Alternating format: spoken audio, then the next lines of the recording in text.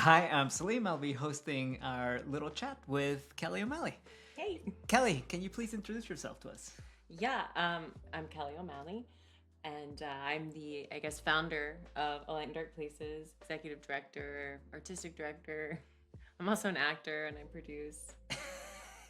So I do you things. you wear one and many hats? Yeah, I wear too many hats. Yeah, Yeah, all the I wear a time. lot of hats. Yeah.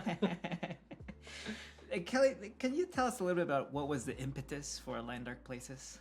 Well, yeah, I can. So that's when we came out to LA to study acting, and as I was 2 years after my dad had died, and so I came out and I was trying to partly just get away and partly just try this new thing that I always wanted to do. And so I came out to study Stella, and I had thought that it was like I could leave, and then it had been 2 years and I had this timeline on my grief, and I thought like, okay, I can just like get away from all of this. But then I couldn't. We're doing these acting classes and it's like a lot of movement and a lot of voice and breathing, and so that was like it just was bringing up all this unprocessed grief. I'd say. And as as I was like in this program, I started just realizing the connection between, or maybe accepting the connection more between like the body and grief and trauma, and then art, and kind of how we can use art to heal that, but also how we can use stories to help each other. Yeah. And it was really fascinating to me because one of my experiences after my dad died is that people didn't want to talk about it. Okay. And like also growing up, my mom's dad had also taken his life when she was little, and it always felt like this big secret, like this thing we couldn't talk The about. forbidden. Yeah. Yeah, and like I remember like she wouldn't tell me how he died, and but she would always get like really, really like her eyes would well up, and it would feel like you could feel this. And I think kids are really intuitive. Yeah. So I knew, and I remember one day saying, "Hey, that's not how your dad died, is it?" I think I was 10. She was like, "No, it's not," and told me what happened. Yeah. Wow. Wow. So just like surrounded by this secrecy and this taboo and fear. But then I start learning, and it's like so many people are impacted by suicide. So many people know somebody or know somebody who knows somebody, or like struggles themselves or know somebody who struggles. And it's just like, why aren't we talking about it? So I wanted to find a way, like see if there was a way to use storytelling and the communal aspect of theater, and like how can we bridge that with the stigma? Like how can we use that to bridge the gap and maybe try to crack it open a bit for people in a way that felt safe. And so that's how I started, wanting to explore that. And then, you came on board and like helped me, and we found the show, and we, did the thing. But I think it like came down to this idea of like, when you're in a theater space or any kind of live performance, you're sharing energy with like you, like the people on stage and the audience. You're all sharing energy together. You're all going through this experience. Yeah. But there's also a privacy to it. You're sitting like in the you're dark. In that room. Yeah, but you're not alone. But you can choose to keep it if it's too much. But you're still like, with people. Yeah. Yeah, and like I thought that was cool and helpful. Yeah. Did you immediately thought of using theater specifically, or were there any other paths that you were maybe looking at in order to do something? Immediately I thought theater. Yeah, because of the storytelling. I see. And I think we learn through stories. I think they're not as threatening. We can like have things reflected back, holding up a mirror to ourselves through stories. Yeah. In a way that's like not like, like I've had people like some of the plays we've done, some of our shows, like, we have characters that say things that are really common, like, oh, they took the coward's way out, or oh, this. And we can use that character. Like people will come to, like, I've gotten feedback later, like, oh, hey, like I've said that before, and like I see now like that wasn't like accurate. That's this perspective, but the perspective is skewed. But it's not the same as being called out and saying, hey, don't say that. And then someone's defenses go up. They get to see it in the context. So it's like not so abrupt. Yeah. I'm also curious, like, looking back, you know, you were talking about it had been 2 years when you decided to move and go through acting and all this stuff. Obviously, you're much more separated now from that time. I'm wondering, how do you think suicide changed you as a person? A lot. Yeah. Yeah. You would imagine. Yes. Yeah, a lot. I say I felt like, you know, and for me anyway, I woke up, I went to bed and my dad was alive. Yeah.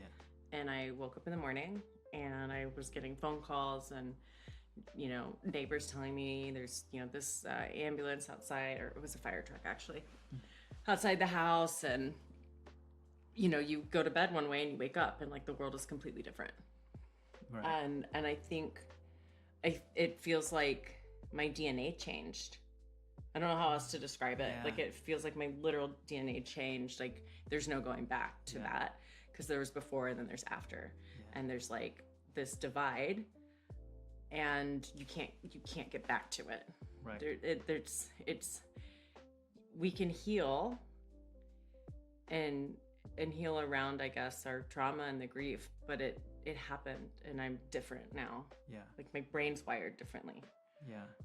And can you tell us a little bit about what steps you took to maybe navigate the loss?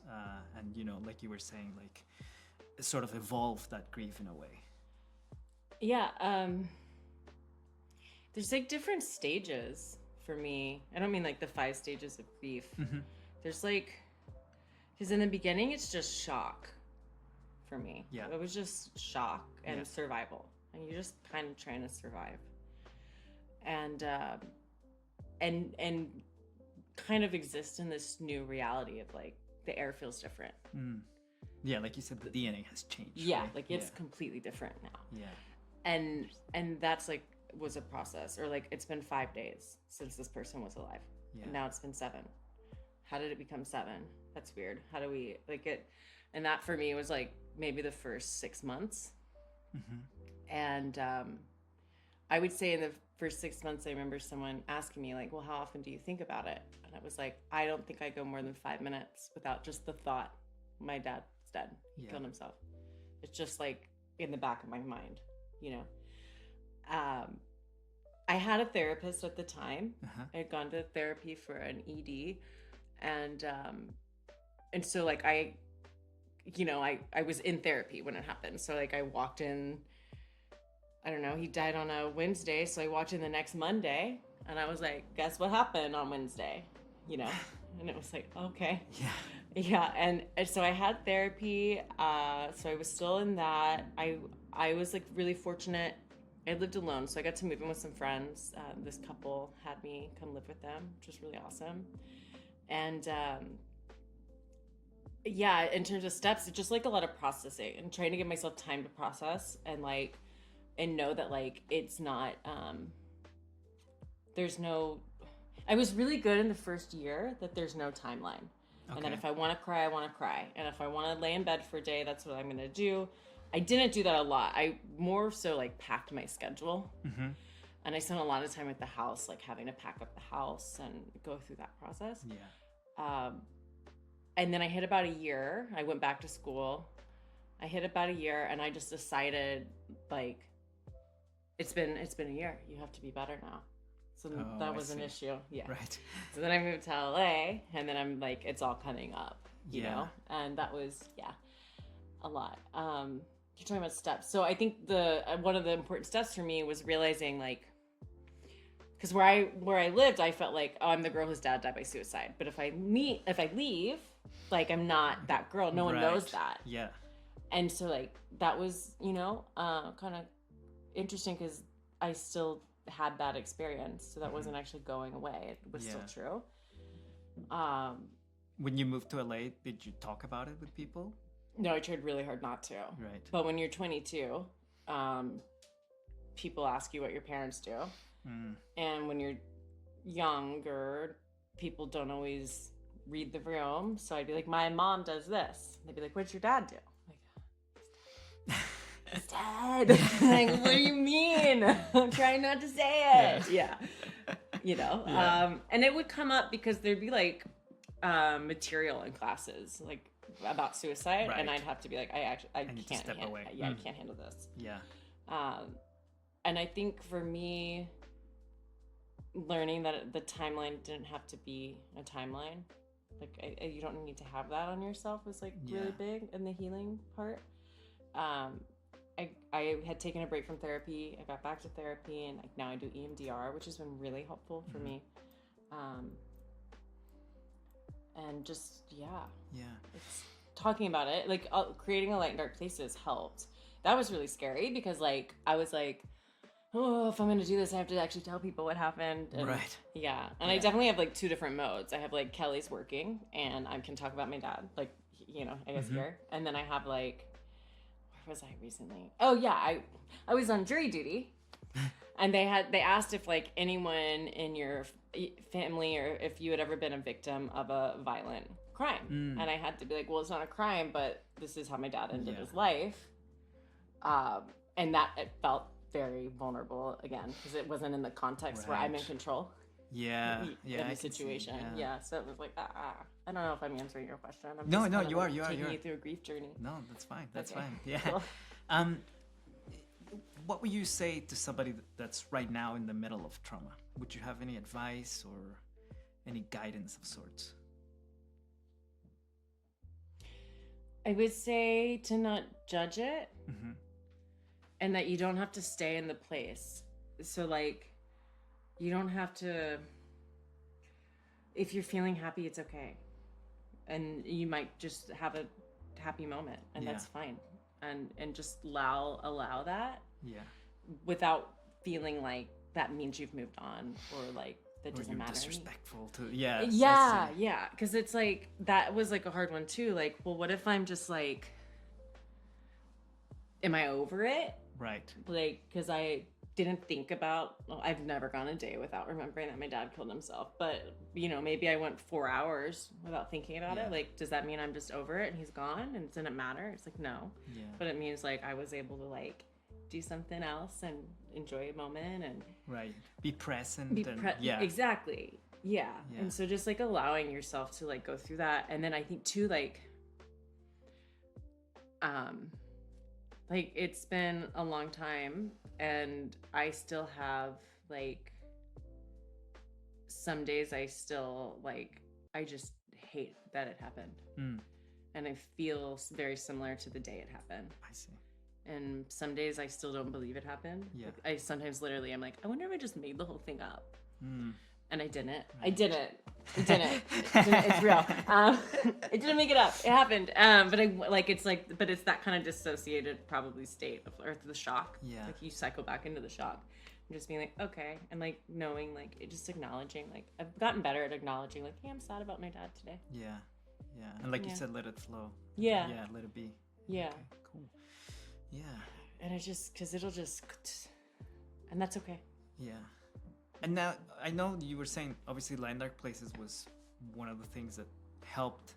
But I'm curious if just art in general, how it has affected your journey through the grief and, and the loss. I think it's a good outlet. I don't think I used, as an actor, I never used acting I never used it to explore suicide or suicide loss. Like I always kept it very separate, and it's only in the last few years I've been able to work on characters surrounding that, but that's because I've done a lot of healing and been able to like learn boundaries and know my own limits, and like maybe I'm not as scared of it anymore. But I think any art in general is just like such a good expression, or it can be a distraction. Like if you're watching a comedy, sometimes you just need to laugh, right?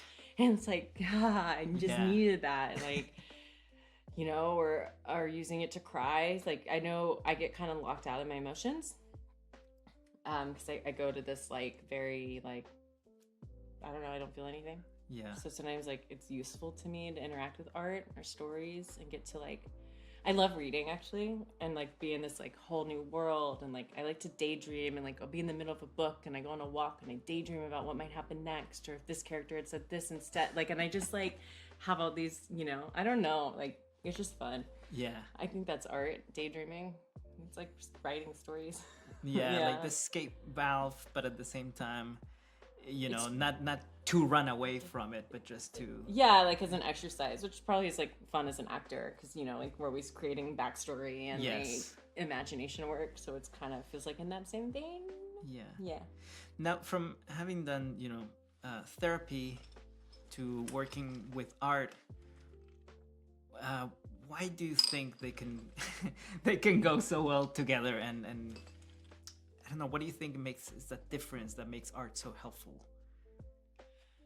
I think because art, I think two things. You're pulling like the inside and getting to put it somewhere so that it's not just stuck, like it's able to move through you. I think it's really helpful. And then I think about how it's such a universal experience and how a piece of art can represent something universal that then we get to like experience and then know someone else was moved by that piece or somebody else was impacted, and now suddenly like, no, we're not alone, like we have this collective community of like the human condition, right, which was said earlier today. But yeah, like that kind of thought. Yeah, Makes sense. it does, yeah.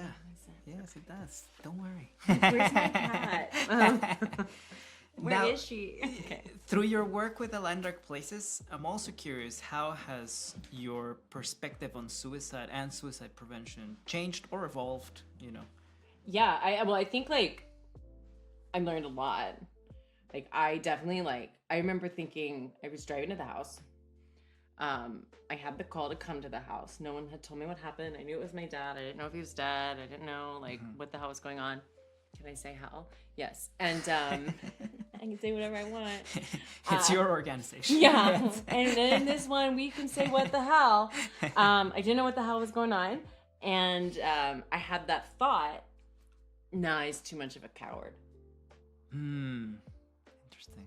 And I would never have that thought today. Yeah. Because it's not about being brave or cowardly. Yeah. Like that doesn't apply.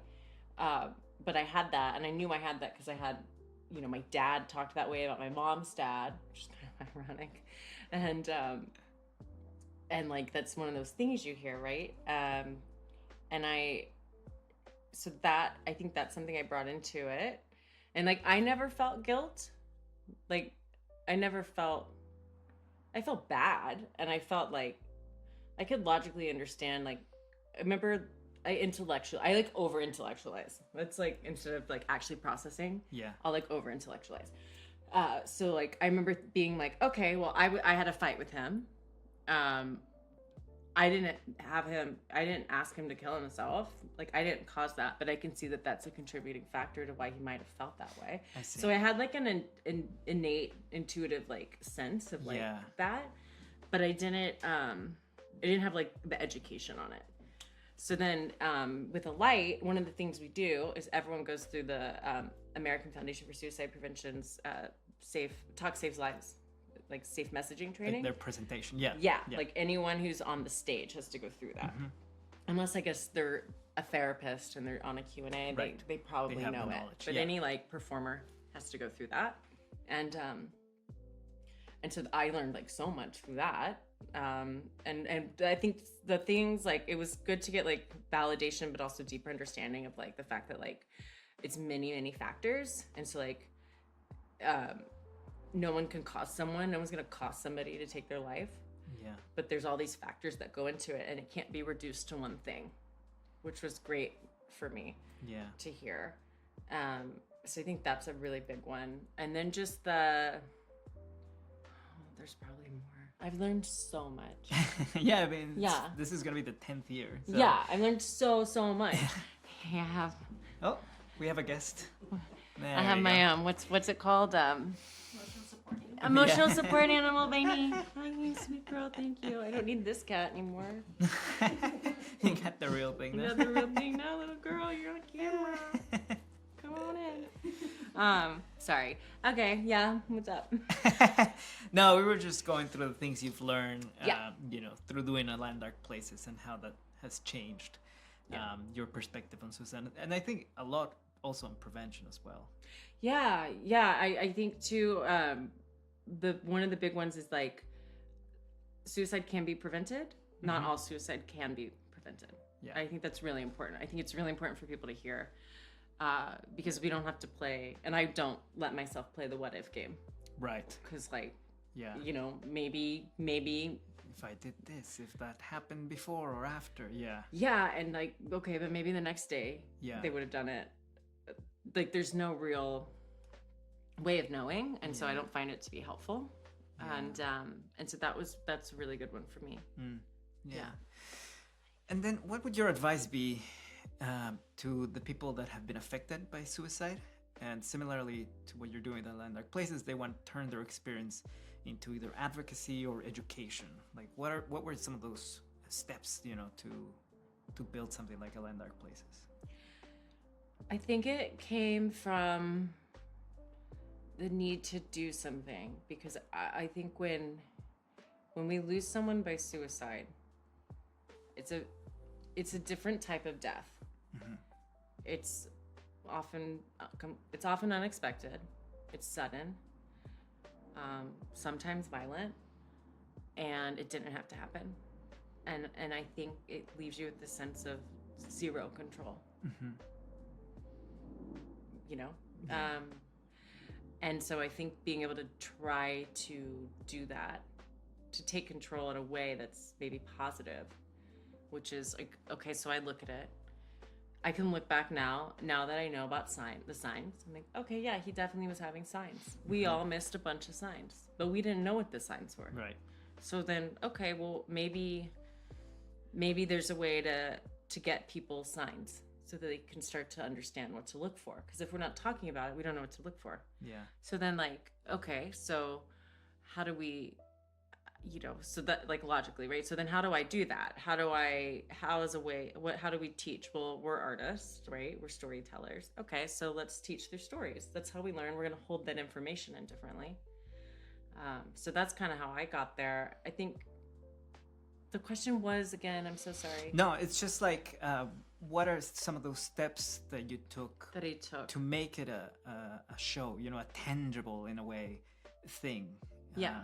And what would you tell somebody that comes to you and says, hey, I kind of want to start an organization, but I don't know where, or I want to educate people, but I don't know how? I would say first look into, like, is anyone else doing what you're doing or what you're thinking about doing? Because there's a lot of great organizations out there. Yeah. So, like, you don't need to start your own suicide research nonprofit, because the AFSP does a lot of that, right? Like, there's other places doing that. And so see, because if it's already there, then how do you want to go? Okay. If it's already there, then, like, how do you get involved, right? So try to get involved, I would say. Because then you can team up and join, and you can learn a lot from people who are already doing it. I think in our case, there wasn't a show like what we were doing, and then it organically turned into an organization. Like, it started just a show. Yeah. Right, with a talk back and materials. And it was a pure fundraiser at that point for the AFSP. Right, yes. And then, it's evolved through the years. But I think that's kind of, and like, educate yourself too if you're going to do it. Like, I took, like, a nonprofit management continued education course, like, at the college I'd gone to, which isn't anywhere near the same as having a degree in nonprofit management, which, like, people literally have, but it gave me some knowledge, right? Of then how to, like, learn or try to surround myself with people who know, and then don't be afraid to ask for help. Yeah, try to build that community. Yeah, because we know that community is so important, also in, like, the support to those, survivors or people that have been affected. Yeah. So yeah, I like that. I like trying to, ask for help. Yeah. Why not? Every year I get a little bit better at delegating. Just the tiniest. Like, it's like. Is that your goal? That's my goal per year. I'm like, what? Can I just let go of a little more? Can I trust a little more? It's a control thing. It's scary. I'm like, can I just you know? Yeah. Yeah. It's a lot. Yeah, it's through what you've learned with the Light and Dark Places, can you also talk a little bit about how we go about sharing stories but responsibly? Yeah, that's like a really big one for us, right? So I remember early on, we got information from the AFSP on how to share your story, like safe messaging guidelines. Because like what I did know going in, and something I think I'm pretty good at doing is I knew I didn't know enough about it, and so I needed to educate myself so that I didn't do harm. And you know, look, and it's not gonna be perfect. Like someone's gonna be triggered, like something, you know, but like, are we taking the steps to make sure we're being as responsible as possible? Because there's a lot of things out there in terms of media and like news reporting that have been personally upsetting and triggering to me. So how do we tell these stories but also make sure? So I know like there's certain things like don't romanticize it. Okay. Don't make it seem like a reasonable option. I think would be one. There's a better phrasing for that, but that's kind of the gist. Yeah. Another one would be make sure like when you're telling your story or a story, make sure there's hope. There's an element of hope. Yeah. There's so many more. Don't it's not romanticize. What's the other one where you're like you're what's the word I'm looking for? You like exploiting it. Don't exploit the topic. Okay. Don't like go into the, you know. Yeah. Avoid talking about method if you can. In our case, don't depict it. I think we've had like people coming up to a ledge or something, but like don't, you know. Yeah. And those are some big ones. Yeah. Yeah, and you learned this. Don't minimize. Don't minimize is another one. Don't minimize what happened or what brought someone there. Yeah. You learned this through the AFSP? Yeah. Yeah. Cool.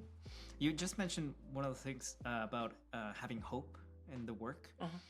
And I'm curious, like, in life in general, how do you maintain hope?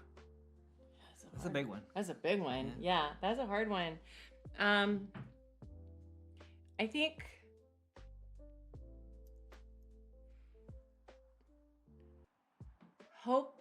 hope is an action. It can be a feeling. It's like love, right? Love can be a feeling, but it's also an action. And so I think it's in the action, like the maintaining of it. Because like some days I don't have hope. Some days I'm like, wow, what if like, I don't know. Like, what if I never get what I want? And what if I'm just like die alone and I'm sad and miserable or whatever? Yeah. But you have to choose to not stay in that. And you know, there's like therapy and like there's actions, you know, that you can take. But for me, it's knowing that it's an action. The how is hard. I think it's too like, I think reminding myself of like the little things. Yeah. I do this exercise where like, if I feel like I'm really stuck, like I'm not happy where I am, I look back. Okay, well, what were you doing 5 years ago? What were you doing? I see. 5 years from that? Like, what would little girl Kelly think about who you are today? Yeah. And what you've done today. And all those like little victories that you kind of forgot along the way. Yeah. I'm like, 10-year-old me would think I'm really cool. I'm not. But like, she would be like, whoa, what? 10-year-old Kelly didn't have to. 10-year-old Kelly was, you know, she was pretty dorky. Easily impressionable, apparently. Yeah, you know, she was still, you know, trying to play with briar horses still, and all her friends were like, we're adults now, and I'm like, oh, I just want to be a wolf.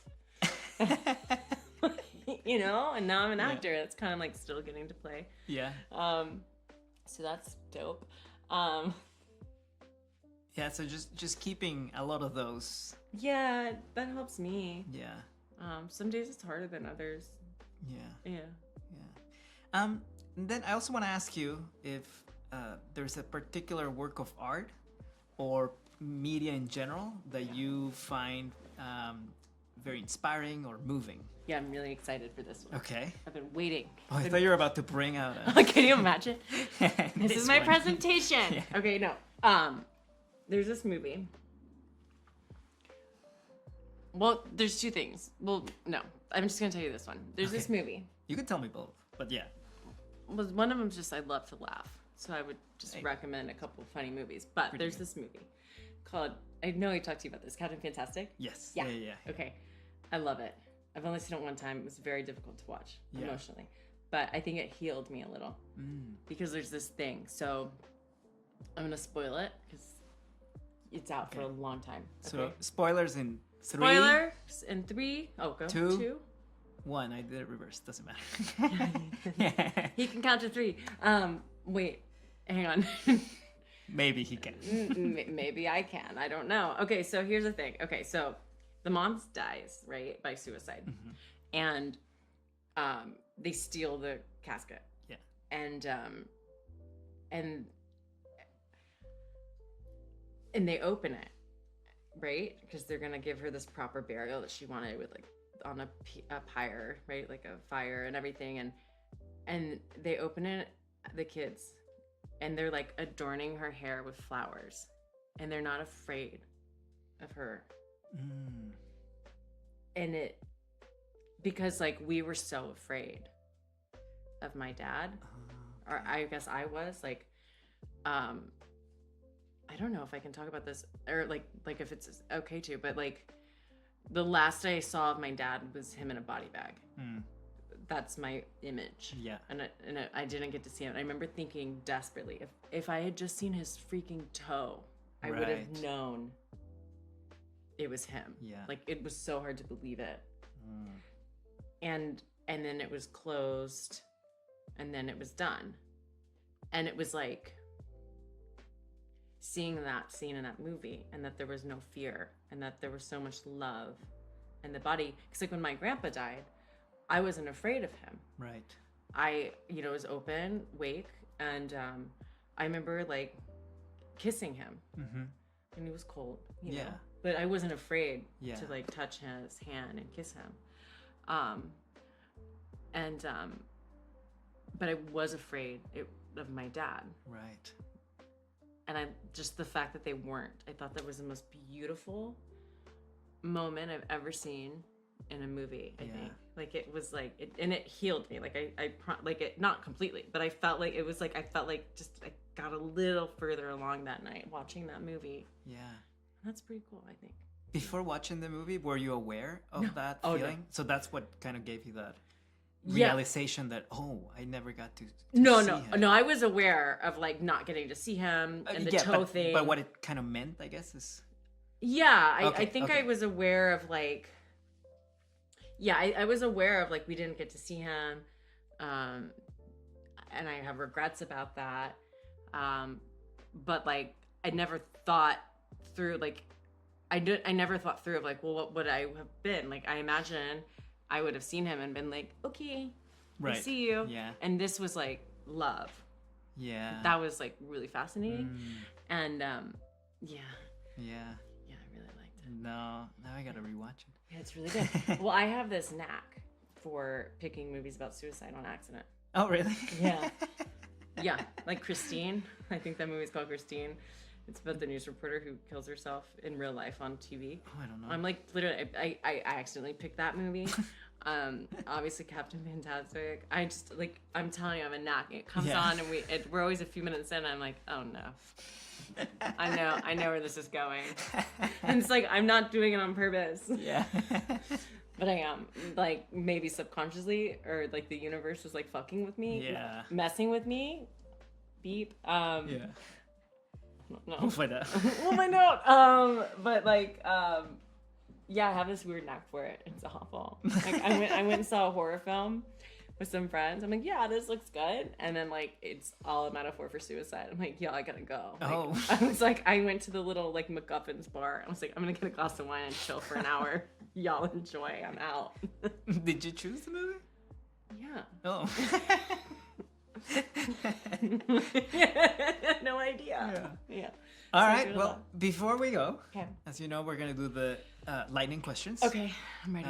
Wait, so- my nose itches. Sorry. Okay. Okay, lightning questions. Ready? Yeah. Okay. Favorite comfort food? Chocolate. Favorite way to unwind? Puzzle. Wine. Bath. All of them together, each separate on their Depends own? on the day. It doesn't matter. Going for a walk, yeah. 4? Yeah. Okay. Going for a walk while taking a bath sounds a bit difficult too. Yeah, that doesn't work out. Yeah. Well, you can pedal your feet in the bath. Favorite childhood movie? The Last Unicorn. The Last Unicorn? The Last Unicorn. I don't think I've seen that one. Okay. Oh my god. What is your go-to song right now? Go-to song right now. What is it? It's like same as it ever was. Same as it. What is it? It's Talking Heads. Oh, You may find Find yourself. Okay, I'm gonna go with Slippery Da-da-da-da. People. It's another Talking Heads song. I'm really Okay. into the Talking Heads album right now. right now or always, and specifically now For as like well? a year, yeah. Okay, for a cool, year. cool. Yeah. And then favorite piece of advice? Your character defends your character. Ooh, where did you get that one from? My friend Tessa. Nice. She said that to me actually when it was around like when my dad had died, and like, you know, people blame each other and there's all these ruptures, and I remember being like, but I'm not like this and I need to tell them how this happened and this, and she was like, told me, hey, your character defends your character, keep being who you are, and the people who need to figure that out will. It's the best advice I've ever been given. Pretty good. Yeah. Final one. Okay. If hope had a color, what color would it be?